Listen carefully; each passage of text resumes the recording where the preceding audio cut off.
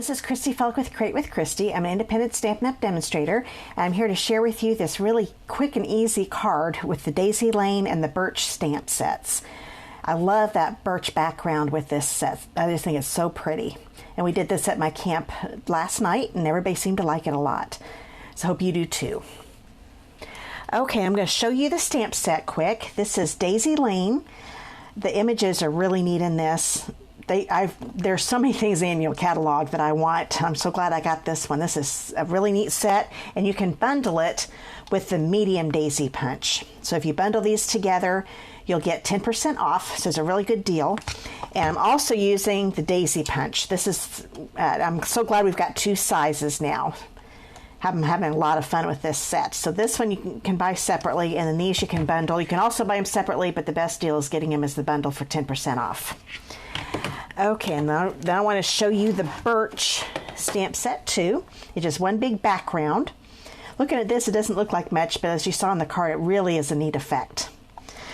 So let's go ahead and get the papers here so I can show you the sizes. This is a piece of Grapefruit Grove. It's 5.5 by 8.5 for the card base. This is a piece of Crumb Cake, 4" by 5 1/4. A piece of Very Vanilla, and this is 3 7/8 inches by 5 1/8 inches. And one more Very Vanilla piece. This one is 4.5 by 2 3/4. And I'll hurry up and tell you the ink pad. Sometimes I forget to tell the ink colors. This is Early Espresso, Pear Pizzazz, Grapefruit Grove, and Crumb Cake. So let's go ahead and fold the card base in half. So that's all ready to go. Make sure those corners are lined up pretty well. I always use my bone folder to get a nice crisp crease. Okay, now I'm going to go ahead and grab the big 3 7/8 by 5 1/8 Very Vanilla. Now I want to show you a little trick I've learned. I still like getting the clear mount. Well, actually, cling, I forgot we don't have clear mount anymore. So with them being cling, it's really sticky on here. And I think it's easier to do background stamps when they're upside down like this, and then you put the paper on top. So what I've decided to do, I'm using our silicone mat, a craft silicone mat. That way I'm not going to have it sticking. Usually I have grid paper under here, and I don't want it sticking to my grid paper. So now I've got it on here and it comes right off. So that's just a little tip for you. And you do want a scrap piece of paper, and that helps so you don't get ink on your fingers. So what I'm going to do, I'm going to take my Crumb Cake and pounce it all over. Make sure it's good and inked up. Then I'm going to take my Very Vanilla piece and just lay it right on top. Try to keep it straight. And I'm going to take my scrap piece of paper and rub all over it. That way I can go over the edge, past the edges of the cardstock, so I know I've got it completely covered. If you were to just rub and try to stay on the cardstock, you're not going to get the image on the edges of the paper. You'll have little white spots on the edges. So isn't that neat? I like that. So I'm going to make it so the part that's a little bolder is on top. It really doesn't matter, but that's just what I did for this card. So now I'm going to bring in my scrap paper again. And we're going to stamp first. I'm going to stamp the daisies with the Grapefruit Grove. So I'm going to start with the big one and put it about right here. Hold it down a few seconds. Now you can't see it real well, but you'll see how we're going to do this here in a minute. It's going to look really neat when we're done. And one right here. Okay. Now while I've got the daisies out and the ink pad out, I'm going to grab the other Very Vanilla piece. And the trick is to make it line up in the punch. Make sure you have got a petal going straight up and straight down. You don't want to have it like this. You want to have it like this. So I'm going to stamp that here. And then I'm going to stamp another one and do the same with a medium-sized flower. Make sure you've got a petal pointing straight up and straight down. Those are ready to go. And now I'm going to let's grab the medium punch first. Now see, now you're going to see why I had you stamp it that way, because now I can line it up a lot better. I'm going to angle it so I can see it.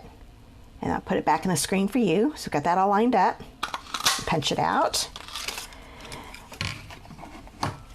And now I'm going to do the big one. There we go.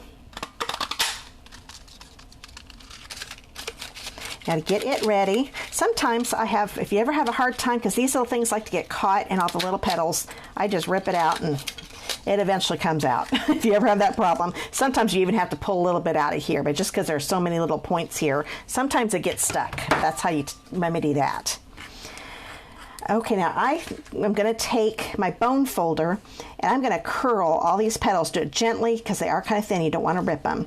But what I'm doing, I'm putting my thumb underneath and just rubbing it up and kind of curling it like that. So that's giving me that nice little curl effect. I'm going to do that on all the petals. And because they're so thin, you probably rubbing it once or twice, sometimes even once gets it.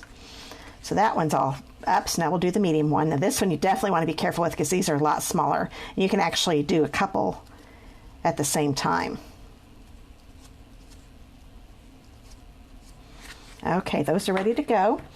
So what I'm going to do, we're going to set those to the side right now because I want to stamp the stems first. So I'm going to bring in my stem with my pear pizzazz, ink it up. I'm going to kind of do it. Now I don't have to go all the way to the top of that flower. Let me see if I can move my hand out of the way so you can see it a little better. You can see how it's not going all the way to the top. That's okay, because when we put the punched out daisy on there, it's going to cover that up and make it look like it's right underneath the flower. And we do the same. And I think it is easier. I've been told my ladies to do the stem first. I think it's actually easier to do the flowers first, and then you can angle the stems right. So when I went back to stamp it once, I did the stems first and they were too close together. So it does help to do the flowers first. Now I'm going to bring these back in. I'm going to put a little multi-purpose glue here on the center. Okay. Now when I put this down, I want to alternate the petals. So I want these petals to go in between these petals. But make sure that it's right on top of the center. Hold it down for a few seconds. And there you go. And you can flatten it out a little bit. But see how that covered up that stem? So now it looks like the stem is completely underneath the flower. So that's why I didn't have to worry about that. So now we'll hurry up and do the medium-sized one.